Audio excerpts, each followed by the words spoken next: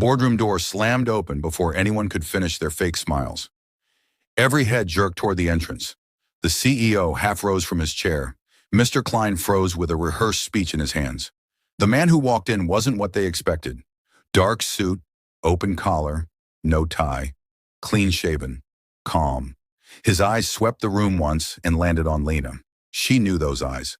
The folders in front of her blurred. Her stomach dropped. Tom, the janitor. "Good morning," he said, voice steady. "I'm Thomas Reed. I'm the one buying your company." Silence crashed over the table. Someone dropped a pen. Klein blinked. "You're the janitor." "In this building," Tom said mildly, "that's what you chose to see." He set a single folder in the middle of the table. Lena recognized it instantly. That was her report, the real one, not the fixed version Klein had tried to force on her. Her heart hammered.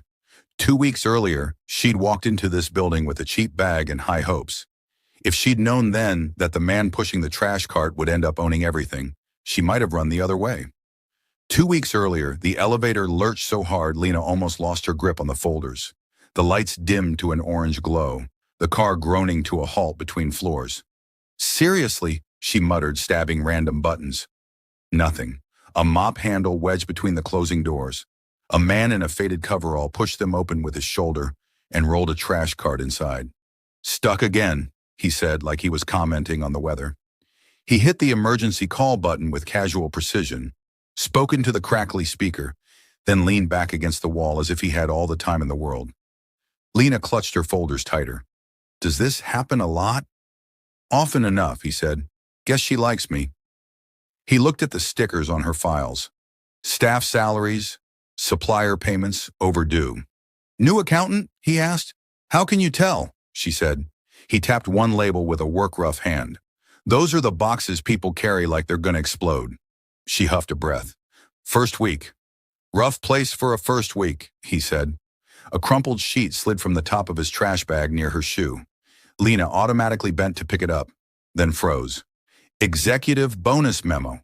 Last quarter's date. She remembered a receptionist whispering about delayed salaries from that same month. On top of that, a torn envelope. Final notice in angry red, the rest shredded. "You kept this in the cart?" she asked. He shrugged. "People throw out the most interesting things." "You know what these are?" she pressed. "Unpaid bills. Big bonuses." He tilted his head. "Company says it's broke, but some people get richer anyway. Story as old as time." "The janitor reads bonus memos?" she asked, trying to joke, but her mouth was dry. "The janitor can read," he said lightly, "and the trash tells you more truth than most reports." The elevator jerked once, then began to move again. The lights brightened. The doors slid open on a half-lit corridor. He pushed his cart out first this time, then paused. "You keep an eye on the numbers," he said over his shoulder. "I'll keep an eye on what they throw away." He disappeared around the corner before she could answer. That morning, coming through the glass doors, everything had looked normal enough. Receptionist with tired smile, plants that had seen better days, a delivery guy arguing about an overdue payment while the receptionist repeated, "Accounts will fix it." Accounts. Her. Klein had swept in, hand extended, tie a little crooked, grin a little too wide. "Lena, we're glad to have you. We really needed someone in accounting." He'd walked her through the office.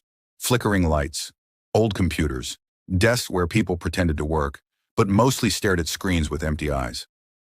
"We're going through a transition," he said. "Cash flow issues, but we've got a big investor circling. You'll hear gossip. Ignore it. Do your job and you'll be fine." She'd said yes. She needed this. Her parents' rent was late. Her brother's tuition invoice sat on her kitchen table. Fine sounded like a miracle. By the third day, fine had vanished. Sitting in the cramped accounting corner, she found numbers that didn't add up. Vendor invoices marked paid with no bank trace. Revenue spikes with no sales to match. Expenses reclassified into thin air. At first, she checked twice. Maybe she didn't understand their system. Maybe it was timing. Maybe... No. Someone was lying. She carried a stack of printouts into Klein's office. "These figures are wrong," she said, voice steady only because she forced it. He glanced at the papers, then at her. "We're smoothing things until the investor sees us. Everyone does it." "This isn't smoothing," she said. "It's hiding debt. Inflating revenue. If he buys based on this, it's fraud. Klein's eyes hardened.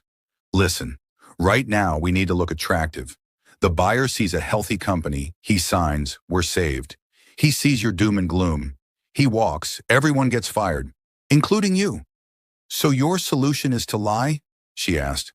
My solution is to protect this building, he snapped. Then softer. You're new. You don't understand the pressure.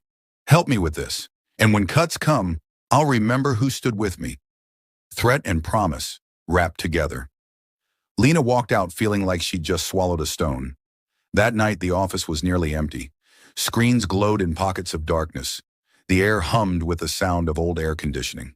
She stared at her monitor, heart pounding. Her inbox showed 2 attachments from Klein. Revised financials, send to investor. Her mouse hovered. The numbers in that file might impress someone who didn't look too closely. The truth sat in her drafts folder, 1 click away from the same inbox. You look like those numbers are shouting at you, a familiar voice said. Tom pushed his cart slowly down the aisle, mop handle resting on his shoulder. They are, she said. He stopped. Want to tell me what they're saying? Management wants me to make us look good for some investor, she said. Not just good, perfect. They want me to erase reality. And if you don't, he asked, I lose this job, she said. Maybe my reputation. Maybe no one hires me for months. I can't afford that. And if you do, he pressed. She let out a breath. Then I help scam a buyer. When this collapses, it'll be partly on me. He leaned on the mop handle, thinking. I've seen places collapse, he said. Always starts the same way. People in charge decide truth is optional. By the time everyone else finds out, it's too late. Easy for you to say, Lena snapped. You don't have my bills. He didn't flinch. You're right, I don't. I have my own. But I've also watched enough executives walk out with golden handshakes while reception gets 2 weeks' pay and a box. He nodded toward her screen. You have to decide who you want to look at in the mirror when this place goes dark. The one who lied for them or the one who didn't. She stared at him. Why do you care? Because this isn't just about numbers, he said quietly. It's about who deserves a chance when someone finally tells the truth. Days blurred, rumors flew. The buyer became a ghost everyone blamed or prayed for. An email arrived, investor site visit confirmed. Klein called a meeting in a cramped conference room. Him, HR, and Lena. We are on the edge of survival, Klein said. We need this deal. We need the investor to see potential, not problems. Klein slid a binder across the table to Lena. These are the figures you'll present, he said with a smile that didn't touch his eyes. Clean, confident, investor-friendly. She flipped it open. It was worse than before. Debts vanished, losses reported as one-time adjustments, projections shooting into the sky. This is fiction, she said. This is our future, Klein corrected. Unless you'd rather be job hunting with the rest of them. She pushed the binder back. He deserves the truth. Klein leaned in, voice low. You are one accountant in a dying company. You are not a crusader. Do your job. Outside the glass walls, Tom rolled past, pushing his cart. Klein barked. Don't you have somewhere else to clean? Lena stood. He's cleaning up everyone's mess. At least he's honest about what he does. He's just a janitor, Klein shot back. Tom's eyes flicked up, met Lena's, then dropped again. But she'd seen it, the flicker of hurt. That night, when the building emptied, Lena slipped into the archive room. Rows of boxes muffled sound. Dust clung to her fingers as she pulled folders. Old audits, raw bank statements, everything Klein had tried to bury under projections.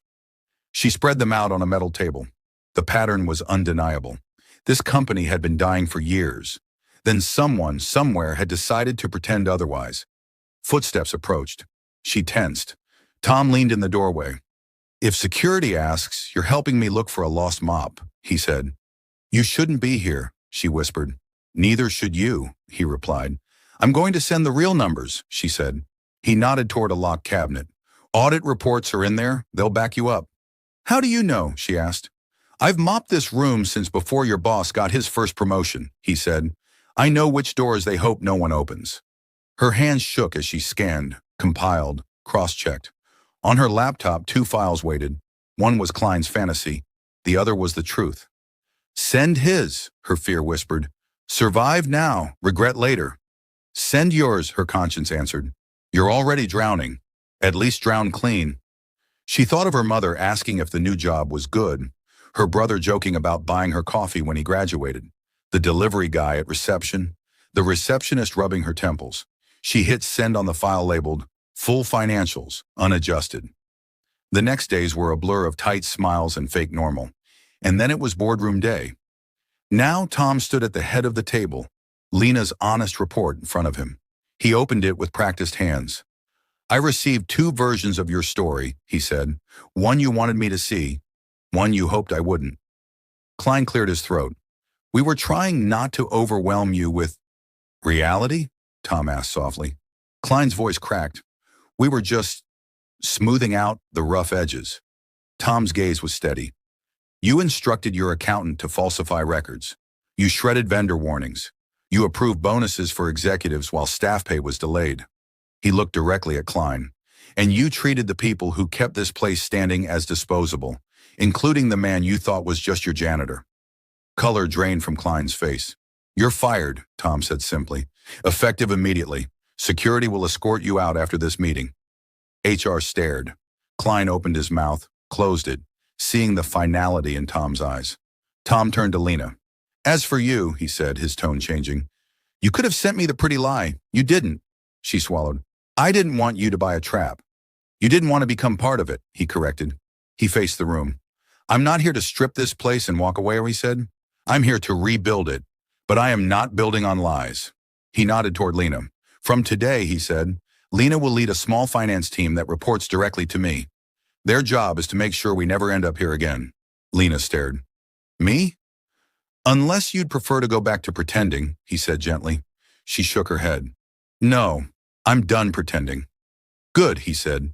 He addressed the others. Frontline staff who did their jobs honestly will be kept and trained, he said. People who chose shortcuts at others' expense, you already know who you are. After the meeting, when the panic and whispers had spilled into the corridors, Lena found Tom alone by the stairwell window. Thomas Reed, she said. That's what we're calling you now? Tom is fine, he replied with a small smile. You went undercover as a janitor, she said, to see how we treat you. I went undercover to see how everyone treated the ones they thought didn't matter, he said. You passed that test before I ever read your reports. She remembered the elevator, the trash bag, the way he'd watched everyone more than they watched him. So all that time, she said slowly, when I was complaining to you about my boss, you already owned the building? Not yet, he said, but I was deciding if I wanted to. She laughed, a choked, disbelieving sound. And I helped? You made the decision easy, he said. You showed me this place isn't just numbers. It has people worth fighting for.